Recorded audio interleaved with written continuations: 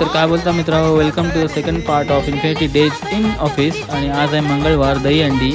But corporate मजदूर असल्या कारणामुळे आज देखील आपल्याला ऑफिसला जावं लागतंय. त्यामुळे आज देखील आपण पकडली कालच्यासारखी 7:15ची पेन दिवा रोकल. कर्नाळा किल्ला देखील आपली आज मजा घेत होता. मस्तपैकी ढगांची चादर ओढून तो झोपला होता.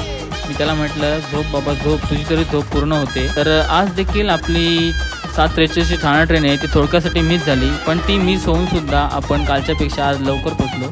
त्यामुळे आज कामाला न लागता सर्वात पहिले आपण गेलो कॅन्टीनमध्ये आणि मस्तपैकी गरमागरम पोह्यांचा आस्वाद घेतला आणि मग वरती आलो. पण काम करण्याचा कंटाळा आला, त्याच्यामुळे पहिले गेलो कॅरम खेळायला. थोडा वेळ कॅरम खेळलो आणि मग पुन्हा लागलो कामाला.